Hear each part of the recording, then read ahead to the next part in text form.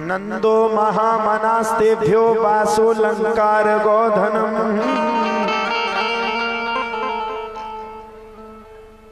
वसुदेव गृहे साक्षात् भगवान पुरुषः परः जनस्यते तत्प्रियार्थ संभवन्तु सुरस्त्रिया। राजा कंस बड़ा आताताई था।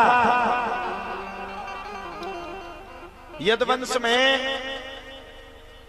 अनेक वर्णन है। सुखदेव जी कहते हैं राजन चंद्रवंश में परम पुण्यमयी वर्णन है। ब्रह्मा जी के बेटा अत्रि, अत्रि के बेटा चंद्रमा, ऐसे वंश का वर्णन है। उसी वंश में राजा कंस बड़ा भारी अत्याचारी था। उसने अपने पिता को ही जीते जागते सत्ता के मोह में कारागृह में डाल दिया। राजा कंस की चचेरी बहन का नाम था देवकी। राजा कंस अपनी चचेरी बहन देवकी का विवाह वसुदेव के साथ किया। अब बहन को बड़ा चाहता था। बहन का जब विवाह करने के बाद विदा करवाने के लिए गया तो स्वयं के रथ से गया, और जब स्वयं के रथ से विदा कराने के लिए गया तब आकाशवाणी हुई, और आकाशवाणी ने राजा कंस से कहा कि अरे दुष्ट, जिस देवकी को तू लेकर के इसकी विदा कर रहा है, इसी देवकी की 8वीं संतान तेरा काल होगी। अब काल से तो दुनिया डरता है। तुमसे को कर दे कि तुम काल कर रहे तो तुम हमें डराने लगो। राजा कंस ने तलवार उठाई, बोले ना रहेगा सांप, बोले ना रहेगा बांस, ना बजेगी बांसुरी, देवकी को ही मार देता हूं। चूंकि जो वसुदेव जी थे वो सत्य बोलते थे, वसुदेव जी ने कहा चिंता मत करो राजा कंस, मैं तुम्हें ये वादा और वचन देता हूं कि 1 से लेकर के 8 संतानें तुम्हें ही दूंगा। 1 से लेकर के 6 संतानों को तो राजा कंस ने मार दिया। 7वीं संतान के रूप में, स्वरूप में कौन आया? बोले 7वीं संतान के स्वरूप में स्वयं साक्षात्कार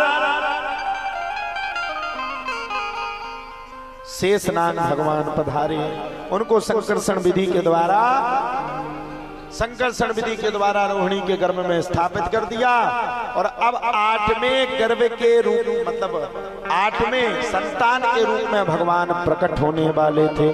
देवकी के गर्भ में से एक तेज निकला, और वही तेज चलने लगा धीरे धीरे करके। 9 महीने पूर्ण हुए, और आप पहरेदारों ने पहरेदारी बढ़ाना शुरू कर दी।